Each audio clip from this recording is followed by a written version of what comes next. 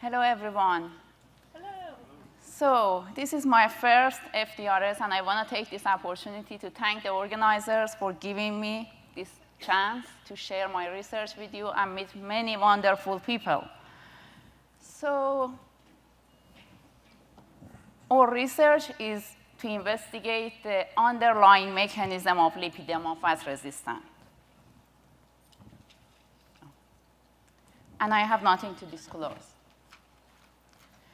So I'm a fat cell biologist. So my presentation would include some information about the fat cells, as well as some data from our research group. So let me start by reminding everyone how the obesity or being overweight is defined is, of course, by looking at your BMI. The BMIs equal or higher than 25 are considered as overweight, and the BMI equal or higher than 30 are considered as obese. So if you think about the function of the fat in your body is to store fat, is a dedicated organ in everyone's body that we would like it to be there. Because if we don't have fat, if we don't have a dedicated organ in our body to store or excess calorie, then the fat will circulate in our blood and it will deposit in the places we don't want to be, such as your muscle, such as your liver. So we want a dedicated organ in our body to store excess calorie. But where that organ should be, where do we want our fat to deposit? So with regard to that, there is a public debate as well as scientific debate whether some types of obesity are healthier compared to the other types. We have apple-shaped obesity, where most of the extra fat is located in the upper part of the body, mostly in the visceral area, in the abdomen area. This type of obesity comes with lots of metabolic complications, such as type 2 diabetes, such as cardiovascular diseases, and lots of inflammation problems. On the other side of the spectrum, we have pear-shaped obesity, where most of the excess fat is located in the lower part of the body, in the waist, hip, buttocks area. And these obese people are usually metabolically healthy. They don't present type 2 diabetes. They don't present cardiovascular diseases. And they are even seem to be protected against a lot of harmful metabolic complications because they have got the fat in a correct place that can come to action to rescue them when they need extra calorie. So it matters where our fat is located. So now thinking about the fat cells in your body. We have two classic types of fat cells in our body. We have, I'm trying to figure out how this pointer works, but never mind. So we have classic white fat cells. You see it on the right side of my slide. So what classic white fat cells, how does it look like at morphological level? It has got a single big lipid droplet. It pushes the nuclei to the side, and you see very few mitochondria in the white fat cells. So what is mitochondria? Mitochondria is your powerhouse of each cell. Is actually the location in your cells where the fat burns, where the fatty acid burns, and they produce heat. So the lower number of the mitochondria you got in your fat in your cells, the less metabolically active the cells is, the less fatty acid burning. On the other side of the spectrum, we have classic brown fat cells. So how do they look like? They have multiple lipid droplets, which are much tinier as compared to classic white. Their nuclei is central, and they have got several mitochondria. So now we know the more mitochondria, the more fatty acid burning, the more easy to get the fat burning when we need it, when we need to burn it.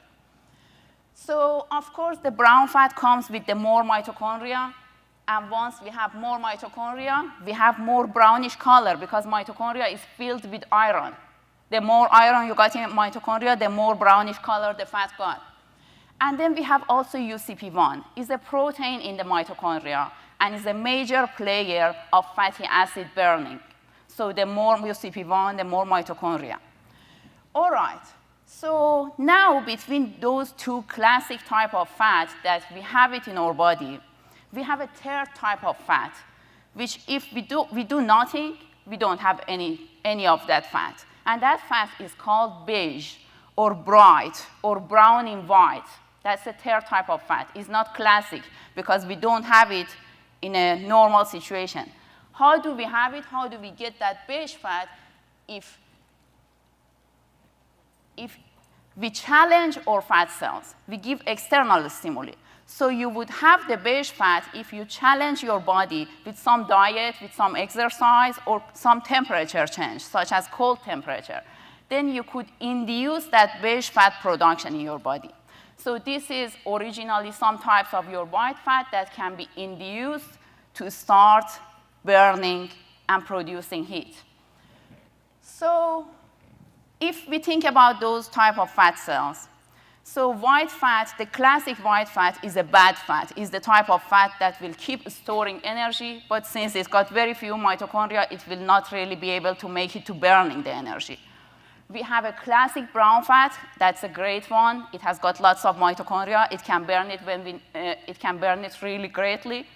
But we also got a beige fat that we can induce it and we can produce it, and it can help to extra calorie burning as well.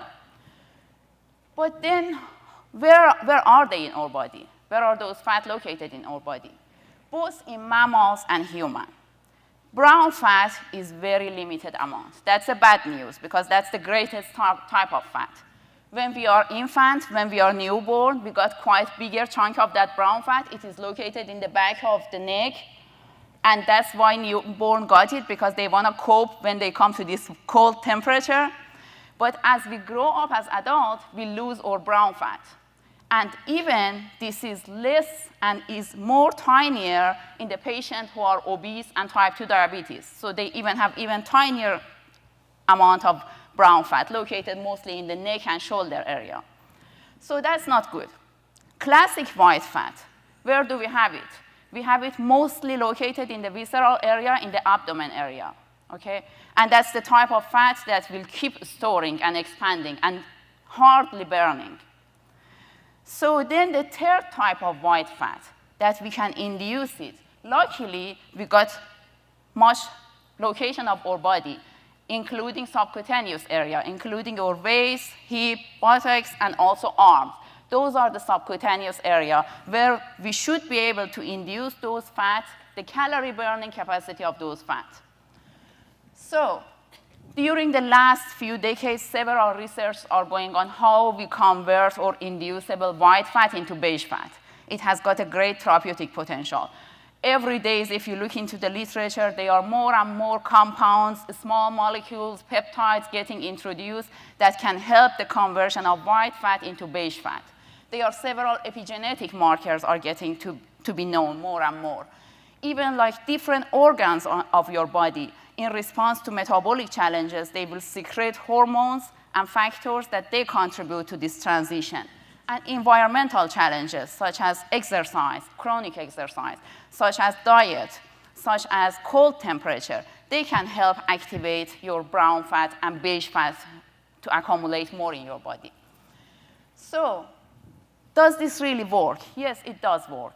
So in mammals and in humans, has been shown that the exposure to the cold temperature, so what you see on the mice, being exposed to cold temperature for 10 days, moving the mice from their thermoneutral temperature, which is 28 degrees, to 6 degrees, which is very cold temperature for mice, it increases the brown fat quantity in their body to the large extent. Does it work in human as well with cold? Yes, it does. So what you see is the FDG scan of the people who get exposed to cold for some certain hours, and then they get the radioactive glucose. They do FDG scan, and the higher absorption of that radioactive glucose, it shows that organ is more metabolically active, is using more glucose. All right. So external stimuli can convert the beige fat in subcutaneous area, can convert the white fat in subcutaneous area to the beige fat. So what is the mechanism? How does all this work at the molecular level and at the cellular level? Let's take cold as example of external stimuli. Once you get exposed to the cold, your central nervous system as well as your macrophages will release catecholamine, one of the molecules of catecholamine norepinephrine. When you get exposed to the cold, you will produce norepinephrine in your body. That norepinephrine, it will bind to the adrenergic receptors on the top of your fat cells, and it will activate several molecules downstream, including UCP1 that I pointed earlier, and this will lead to fatty acid burning. What else is happening during this conversion? A lot is happening at the molecular level, but how the morphology of the fat is changing during this conversion? Once the white fat gets converted to beige fat, what we observe is that the fat, the adipose tissue, is becoming more and more vascularized. And what is that for? Because the fat is going to be more metabolically active. So it needs to burn fatty acid. It needs more oxygen to come to the tissue. And the blood vessels go there to bring the oxygen for highly metabolically active adipose tissue. So now, knowing all this about the fat and how the conversion can happen, if we have a glance at lipedema patient, especially at the early stage. So what we see that they very much look like pear-shaped obese. Their excess fat is mostly located in the lower part of the body. So they have lower risk of metabolic dysfunction. They also have quite large amount of angiogenesis and vascularization in the tissue. So their tissue got the right set. Also, at earlier stage, there is more M2 macrophages presented in the adipose tissue of lipedema patient. So looking at this profile together, it will make us think that, okay, great, lipedema patient got the fat in the right place. So they should be able to activate it and burn it when they want, but that's not how it works. So we know that the lipedema fat is resistant. So what we do cell culture analysis, we do work on the stem cells from lipedema, and we look at their differentiation potential, how they become mature fat, and once they became mature fat, how we could activate their thermogenic capacity. And we do the comparison. What you are looking right now is the stem cells, isolated from lipedema, from obese, and from lean group, healthy lean group. And those are the stem cells coming from the thigh area. So what we do in the lab, we give access to the nutrition to our cells, so basically make them build up fat. They build up fat. So if you pay attention to the larger scale, so you see that lipedema fat, when they get access to the food, they start building up fat, but our lean cells, they do develop fat as well. So the only difference we see, the fat size in lipedema, they are larger droplets. They are more hypertrophic lipid droplets. Then what we do, we try to throw out a compound on the fat cells which mimics their adrenergic signaling activation. So mimics norepinephrine. In our case, we do give our cells forskolin. And what we see that not only our lean, healthy cells, they start burning their fat and make the size of the fat smaller, but also it does work to some extent on our lipedema. In fact, to a great extent in lipedema. So lipedema cells, they start to become, they shrink and they go away, they start losing the fat. So then we look at the markers. So these are the common adipogenic markers when the stem cells start to develop into the mature fat. Adipogenic markers when we give access of food to stem cells. Adipogenic markers goes up in all the lines, in lipedema as much as the lean, less in obese, but pay attention, these are the stem cells coming from the thigh region. So thigh region of obese people, they do not develop much fat. They mostly got it in abdomen area. So the lipid markers, they go up with differentiation. We look at classic white fat markers. These are the markers of the bad fat, the one that only stores energy. And they are lower in lipedema and lean. That's a surprise to us. Okay, the classic stubborn white fat markers, they kind of represent similar to lean. We look at some of the brown fat markers. Some in the lipedema are as high as lean, and some they are disturbed, such as UCP1. We do not see the same amount of UCP1 in the lipedema cells. also look at the oxygen consumption rate. When we treat the cells with forskolin to activate their adrenergic signaling pathway, they need oxygen to burn the fat. And we see that lipedema cells, they actually use a lot of oxygen. It seems they are trying to do something.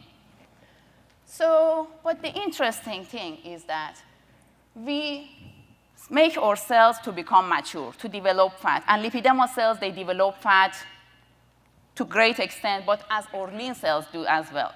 We throw the adrenergic stimuli on the cells, and they all lose fat. So then it was a surprise for us. Lipedema cells are behaving quite nicely. But then we took the same cells, as we remove the fat from them, and we give them access to the food again, and see what happens. Our lean and obese cells, they kept the memory of being treated by that adrenergic stimuli. They did not gain fat droplets. They gain only very slowly, gradually. And lipedema fats, they go even more wilder. When we give them the second access to the food, they go like really unexpectedly, developing lots of fat very quickly. So of course, we don't understand what is going on.